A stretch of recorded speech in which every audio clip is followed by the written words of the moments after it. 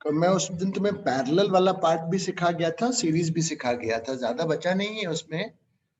थोड़ा सा अच्छा भी कुछ एडवांस लेवल के मतलब सवाल मेंस लेवल के लूंगा। तो पैरेलल वाला हो रहा था डिस्कशन, सीरीज वाला भी हो गया था। एक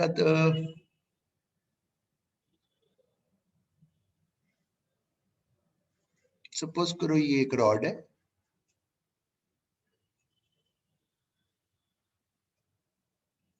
और ये ऐसे दो, ये एक रॉड ऐसे लगा हुआ है, ठीक है। एल के ए, एल 2 के ए, इसके ये दिया हुआ है एल, और इसके दिया हुआ है L A. Good evening sir. Good evening बेटा। ये दिया हुआ है इसके वो, और लेट्स से यहाँ का टेम्परेचर T1 है, यहाँ का टेम्परेचर T2 है। डायग्राम बनाओ।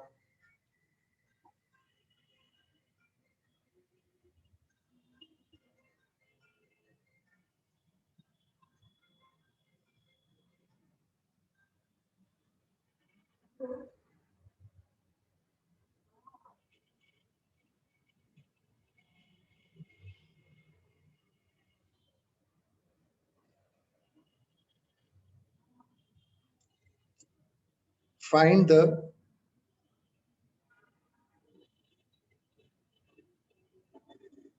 total rate of flow of heat. Find the total rate of flow of heat.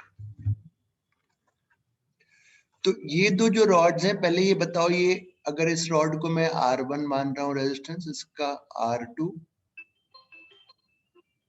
और इसका R3। हेलो। तो ये R2 और R3 जो है ये पैरेलल में है। पहले ये R2 R3 पैरेलल में है, उनका पहले इफेक्टिव निकालो। पहले उनका इफेक्टिव निकालो।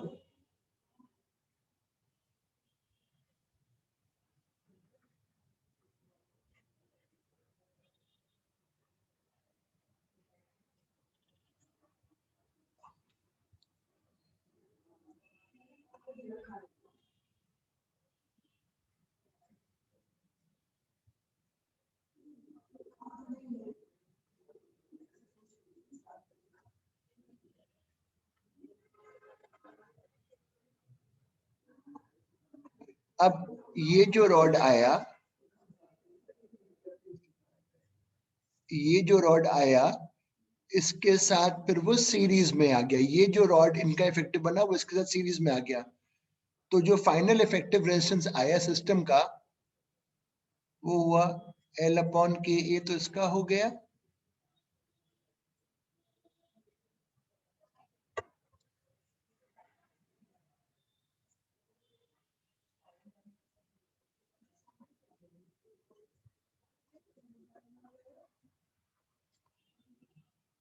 मैं करवा दूंगा, मैं करवा दूंगा।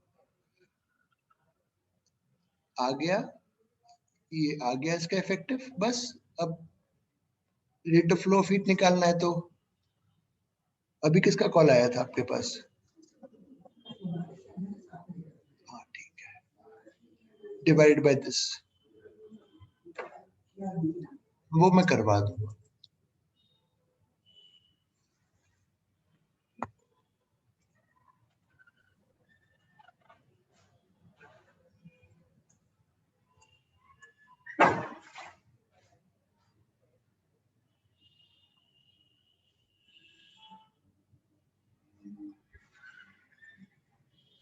सर थोड़ा नीचे स्क्रॉल कर देंगे। ये लिख लिया पहले? Yes sir.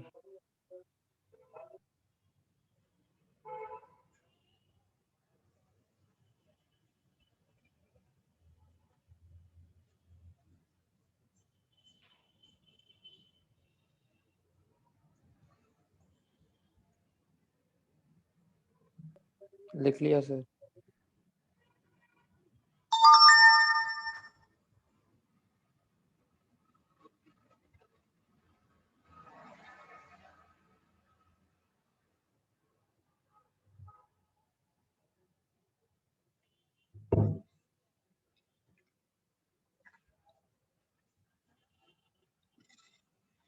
सीरीज, अच्छा देखो थोड़ा सा मैं ये जो मैं बताऊंगा ये बेटा मीन्स लेवल के लिए मान के चलो, for means level.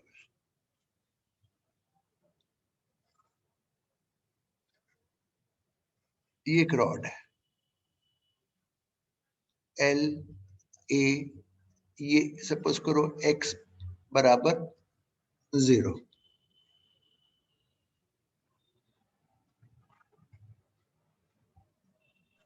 Sir x क्या है? अभी बता रहा हूँ, अभी मैंने शुरू नहीं किया, अभी मेरे को सोच लेने दो पहले मैं क्या बताता हूँ। चलो सिंपल तरीके से कुछ एक सवाल देना चाहता हूँ।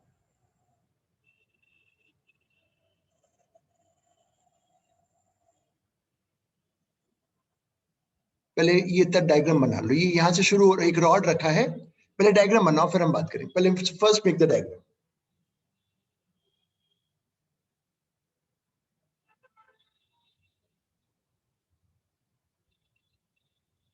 First make the diagram.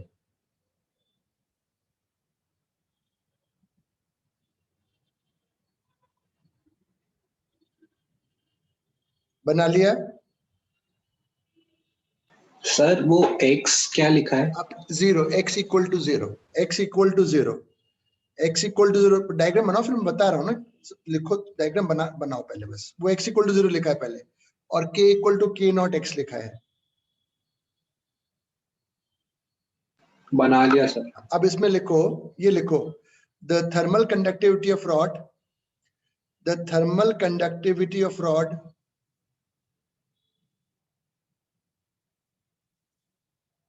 depends on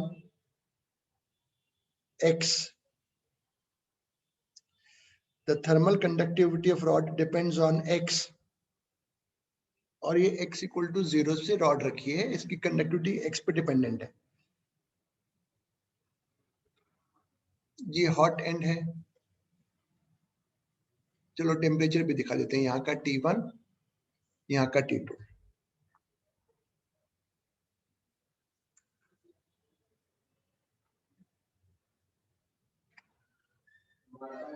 what is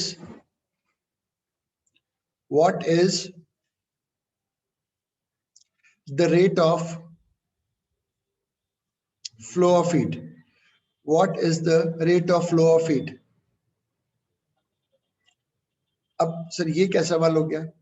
तो लिखो rate of flow of heat हम तभी निकाल पाएंगे जब हमें थर्मल रेजिस्टेंस पता हो, अदरवाइज कैसे निकालेंगे?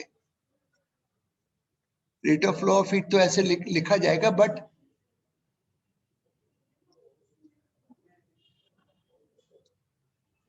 आर कहाँ पता है? अभी आर नहीं पता, और आर में आप ये फॉर्मूला तो लगा ही नहीं सकते अभी।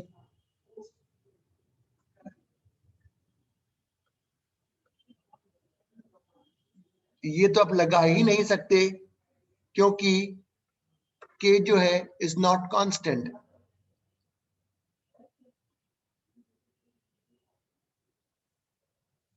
इतना लिखो, फिर बताऊंगा कैसे निकलेगा आर। आर कैसे निकलेगा ना, अभी तो नहीं निकल, आर में लगा ही नहीं सकते क्योंकि के वेरिएबल है। लिखो इसको पहले,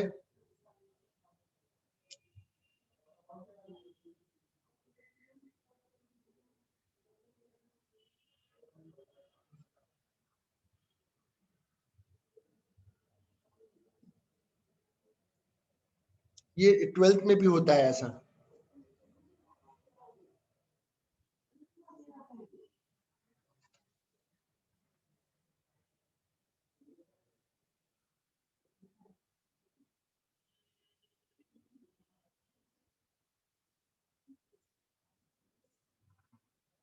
थोड़ा सा तकलीफ होगी, बट ऐसा भी नहीं है कि बिल्कुल तुम समझ ना पाओ।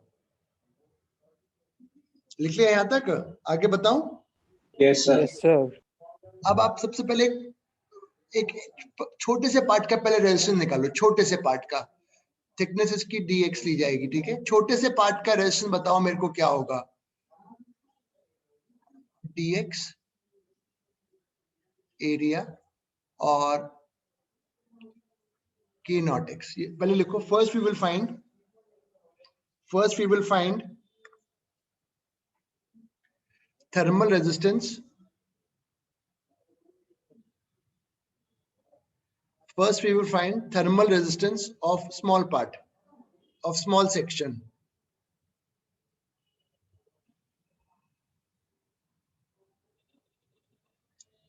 We will find thermal resistance of small section. लिखो.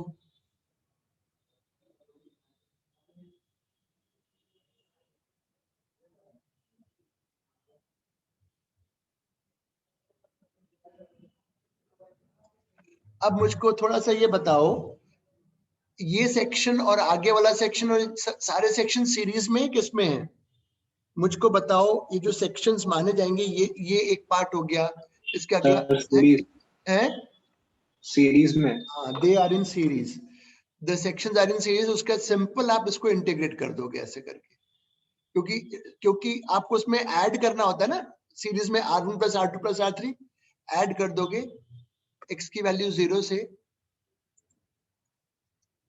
L तक ऐसे करके सॉल्व कर दोगे. R निकाल के यहाँ डाल दोगे, निकल आएगा. ये R निकल आएगा, उसमें डाल देना, तो ये rate of flow of heat आ जाएगा. अभी मैं 2-3 और दूंगा.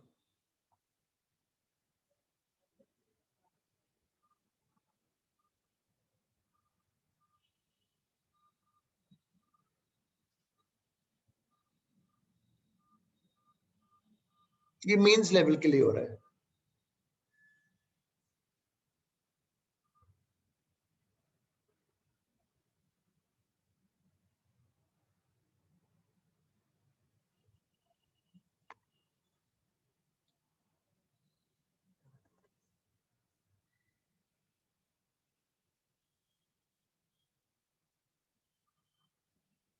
नेक्स्ट,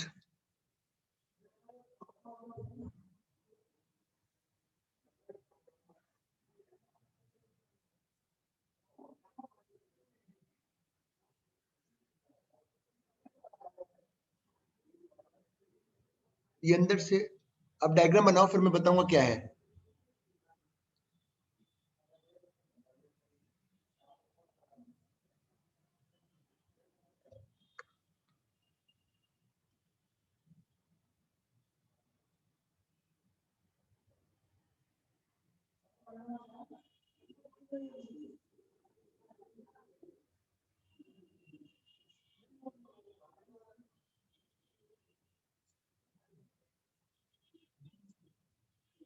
डायग्राम बना लिया? Yes sir. हाँ, अब उसमें लिखो, the inner radius of shell is A, the inner resistance of shell is A, and sir क्या? सर आपने पहले बोला था इनर रेडियस इज ए. हाँ, तो और क्या बोला मैंने? आपने फिर बाद में रेडियस या resistance बोला. रेजिस्टेंस आपने The inner radius of shell is A, the inner radius of shell is A, and outer radius 2A, and outer radius 2A.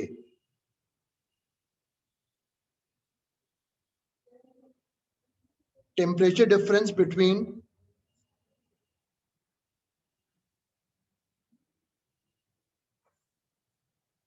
the temperature of inner surface T1, the temperature of inner surface T1 and outer T2. Outer T2, inner surface का temperature T1 है, outer surface का temperature T2 है. Find the rate of flow of heat.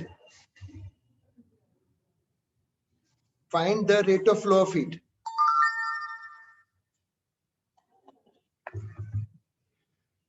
बेटा यहां पर आपने जो इसके प्रीवियस क्लास में आपने यही चीज करी थी. ये आपने एक शेल लिया था आपको, जिसमें आइस भर के मैंने कराया था. इसका ये मैंने थिकनेस को x बोला था,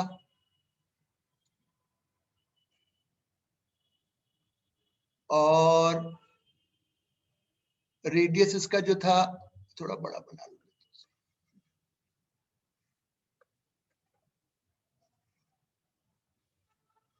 अरे यार अच्छा नहीं बना डायग्राम, ये बनाया,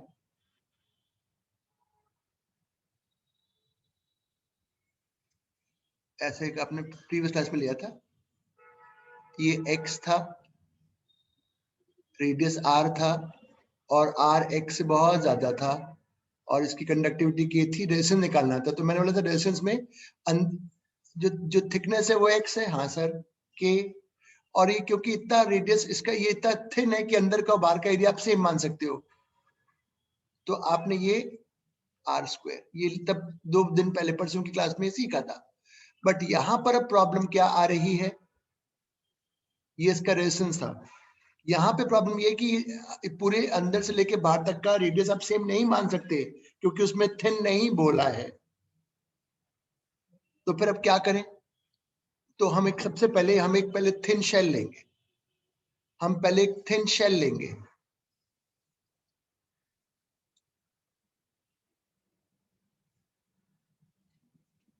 बनता नहीं है मुझसे डायग्राम अच्छा, ये थिन शेल लिया, रेडियस x, थिकनेस dx, तो इसका पहले स्मॉल रेजिस्टेंस बताओ क्या होगा। अब ये थिन हो गया, dx, ठीक है, एक के बाद जो हीट फ्लो करेगी सब में अलग अलग करेगी कि सेम करेगी, यहां से जो आगे हीट बढ़ेगी सब में सेम फ्लो करेगी, so all are in series.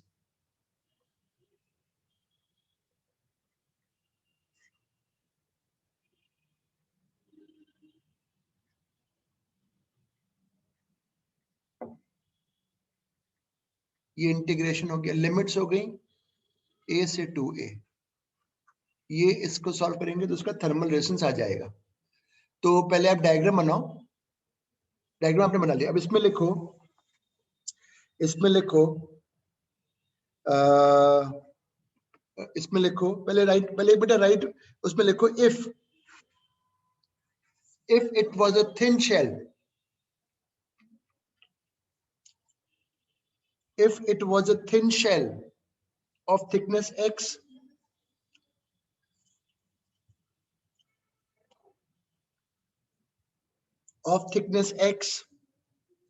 radius small r,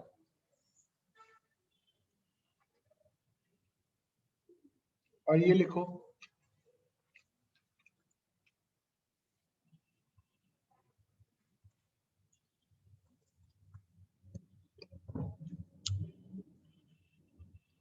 then in this case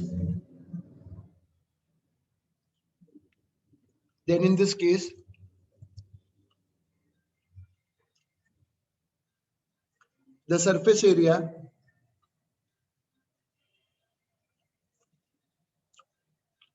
of inner and outer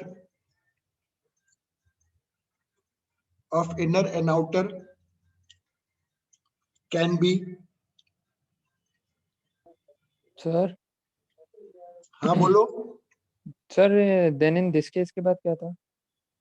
then in this case the surface area of inner and outer surface is same 4 pi r square,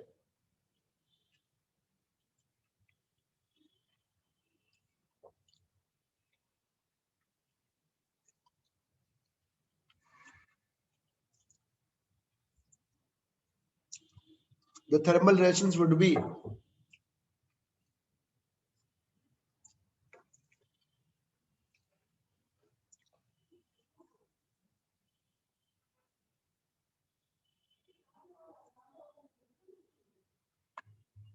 अच्छा। अब ये बड़ा वाले उस पे system पे आ जाओ, अब लिखो इन दिस केस, ये जो अपन जिस पे डिस्कशन कर रहे हैं, इन this case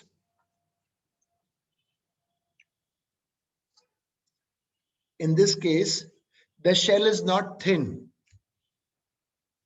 in this case the shell is not thin,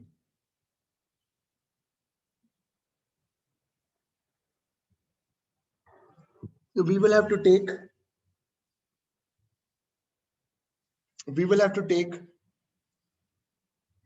shell of elemental thickness, we will have to take shell of elemental thickness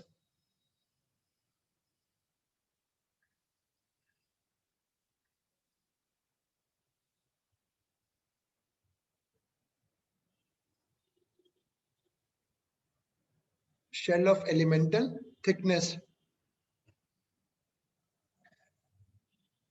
The elemental resistance of this thin shell, the elemental resistance of this thin shell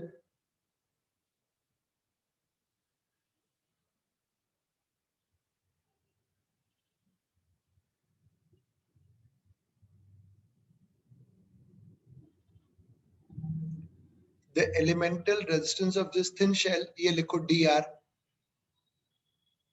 integration का symbol अभी नहीं लगाएंगे, ये लिखो dr equal to this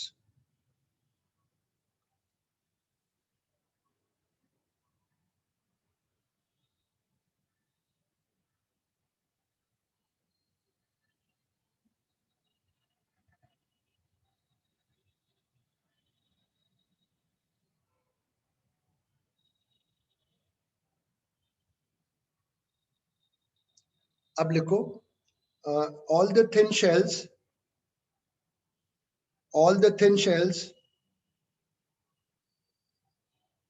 are in series.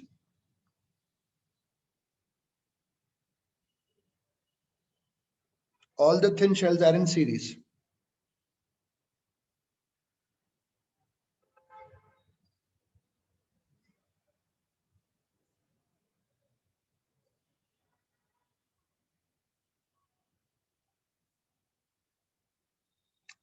तो अब वो लिख लो, उसको फिर इंटीग्रेट कर देंगे ऐसे करके.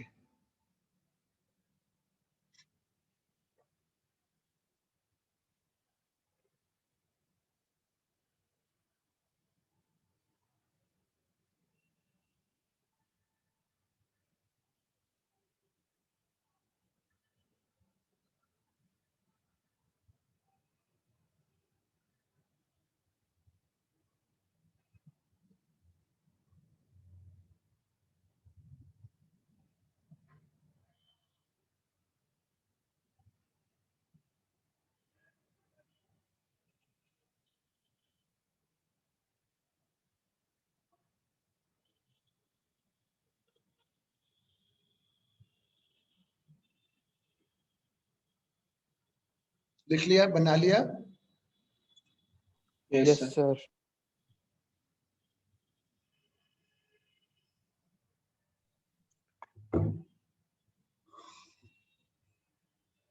अब हेडिंग डालो, बस थोड़ा सा बचा है. ये इसको हम बहुत डिटेल में इसलिए नहीं और ले जा सकते क्योंकि जब 12th में पढ़ते हैं तब करंट का चैप्टर पढ़ते हैं. करंट में वहां पे ज्यादा सीरीज पैरेलल सिखाते हैं.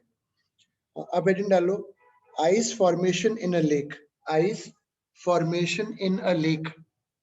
आइस फॉर्मेशन इन अ लेक.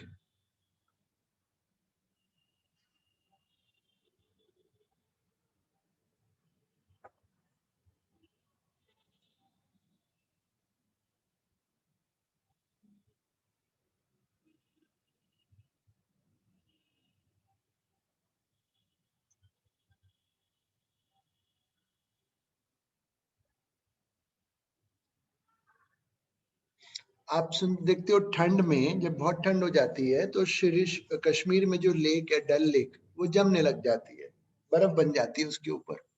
तो ऐसा क्यों होता है बता रहे हैं. जैसे सपोज करो बाहर का जो टेम्परेचर है वो माइनस में चला गया है, -2, -3, -4. पानी तो जीरो, पानी में का टेम्परेचर जीरो हो रहता है. जीरो से अगर कम होगा पानी का टेम्परेचर तो आइस बन जाएगी.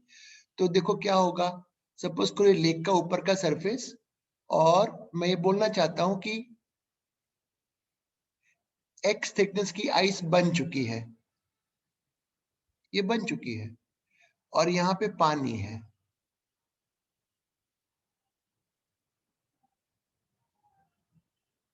तो अब बेटा इस पानी ये यहाँ से हीट बाहर जाएगा ऐसे आइस से होता हुआ, क्योंकि ये ज्यादा ठंडा है.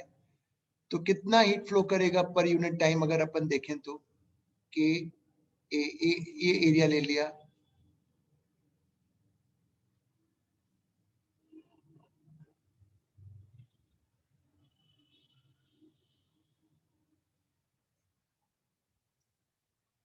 ये rate of flow of heat है, बहुत थोड़े से समय में कितना हीट फ्लो करेगा, मतलब इतनी हीट और बाहर चली जाएगी। तो ड्यू टू दिस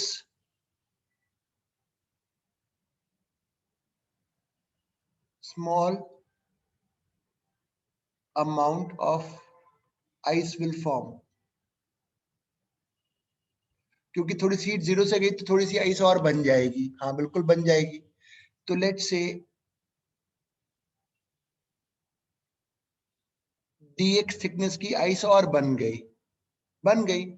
तो अब मैं इसको क्या लिखूंगा, ये हीट गया is equal to latent heat into DM. अरे हाँ sir, latent heat into DM आ जाएगा। DM is what, DM is what, small, ये डीएम आइस बन गया। अब देखो डीएम की जगह मैं क्या लिखूंगा,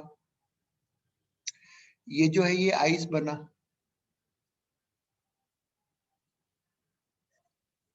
area into rho, rho density of ice बता रहा, यहाँ लिख रहा हूँ रो इज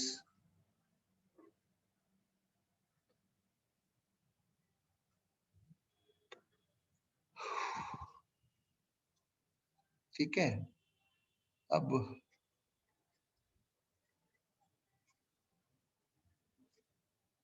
ये कट गया,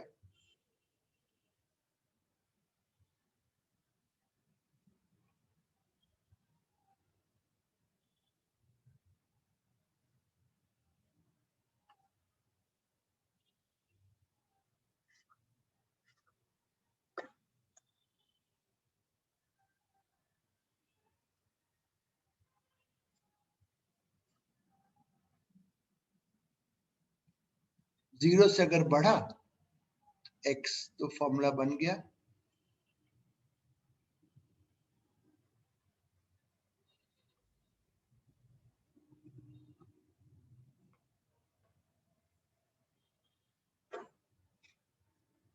तो पहले हम लिखें आइस फॉर्मेशन इन लेक, तो उसमें लिखो पहले दो तीन लाइन लिखो, when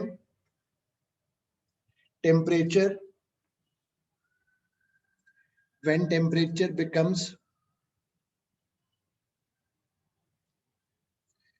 temperature becomes less than 0 degree,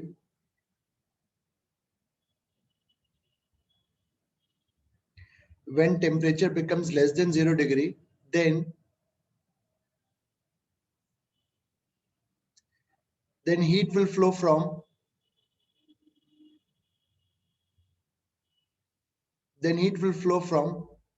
water of the lake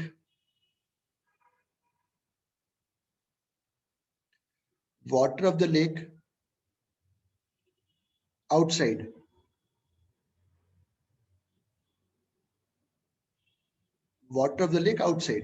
to outside atmosphere. Heat will flow from water of lake to outside atmosphere. ठीक है,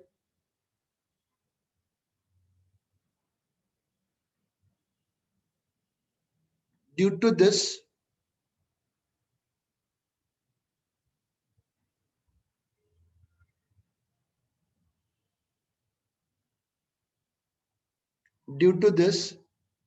water will start converting into ice.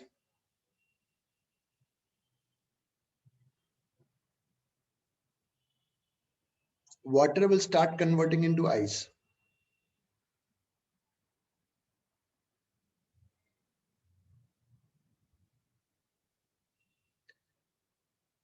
तो इसमें लिखो consider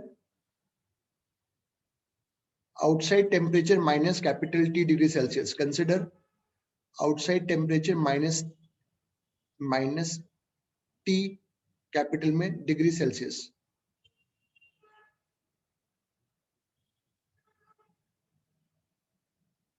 Let thickness of ice be x.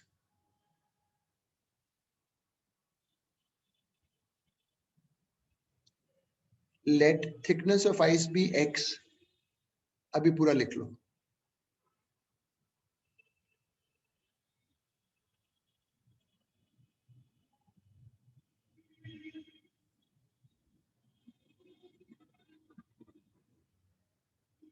लिख लो पूरा ये।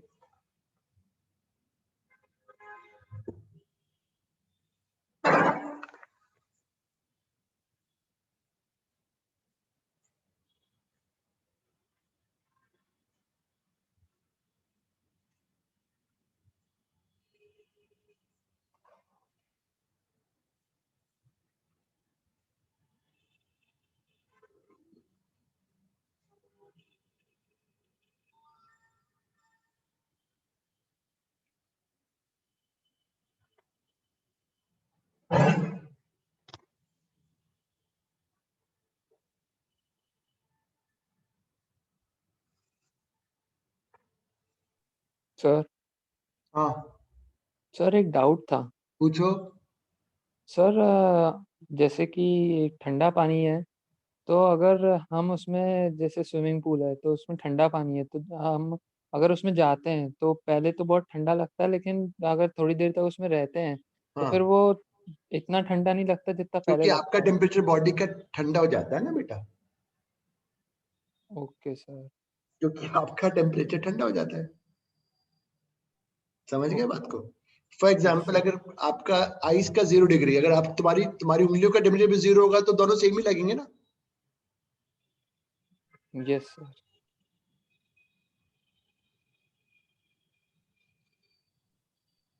इसलिए कहते हैं जब बहुत ठंडे पानी में चले जाओ तो आदमी की डेथ हो जाती है, क्योंकि बॉडी का टेम्परेचर ठंडा होने लगेगा, हाइपोथर्मिया हो जाता है उसमें।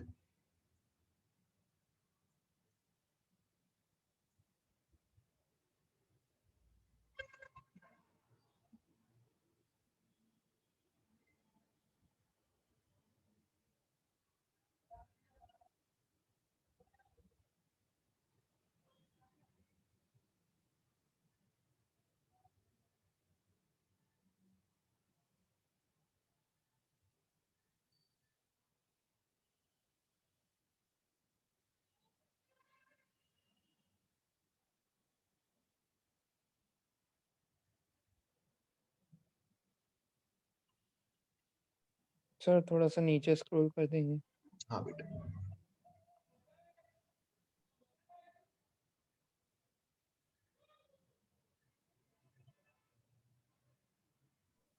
हो गया सर। तो फॉर्मूला बना,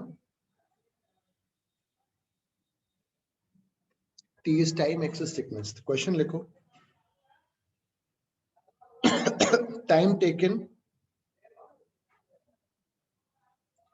time taken for ice formation in a lake,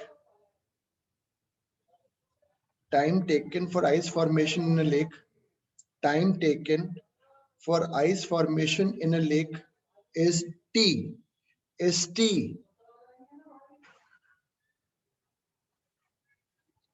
for 1 centimeter, is T for 1 centimeter.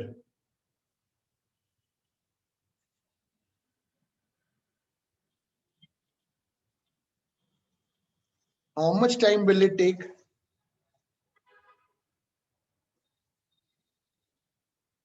How much time will it take for 2 centimeter?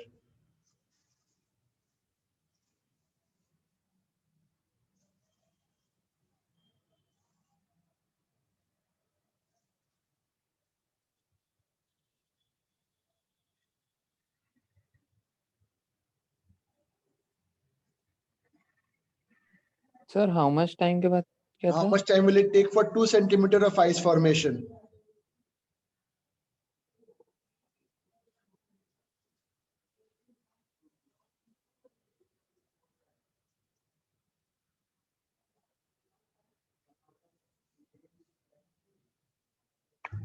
बताओ कितना होगा?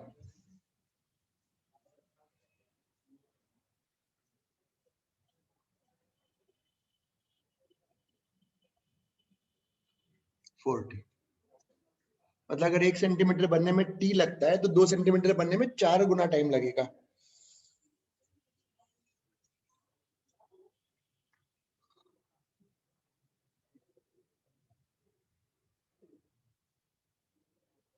एक और लिखो,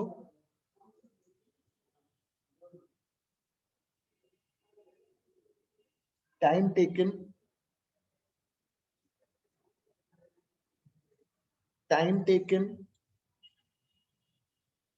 for 1 centimeter ice formation. Time taken for 1 centimeter ice formation is T.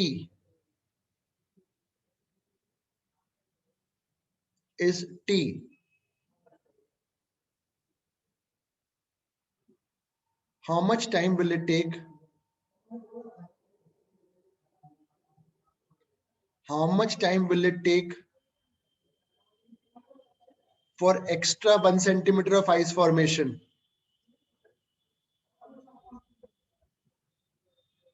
How much time will it take for extra 1 centimeter ice formation?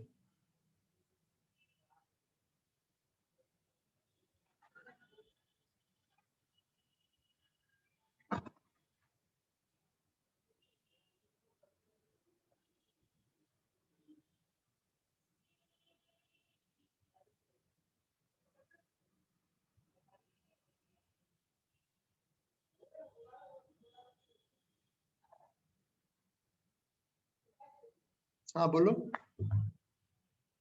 बोलो बोलो।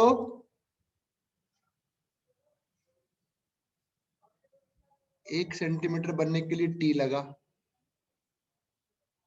Extra 1 के लिए फिर कितना लगेगा बताओ ना, ये बताओ। पूरा 2 बनने के लिए कितना लग रहा है? 4t, 40। hence 3t.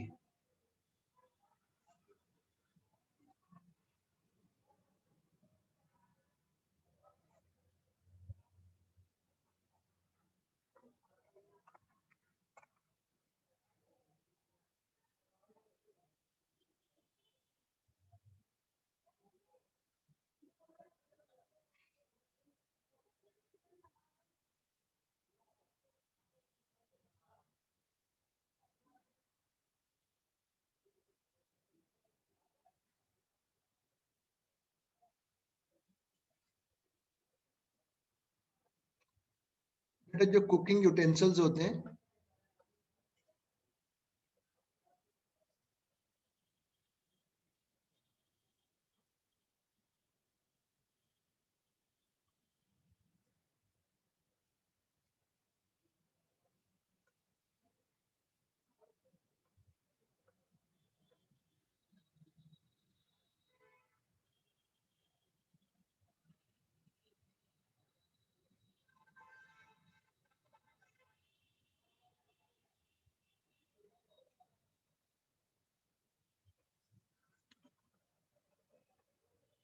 जो आपके खाना बनाने वाले बर्तन होते हैं, उनकी thermal conductivity should have high, ताकि जल्दी हीट फ्लो कर सके, और स्पेसिफिक हीट बर्तन की कम होनी चाहिए ताकि वो कम हीट एब्जॉर्ब करके गर्म हो जाए।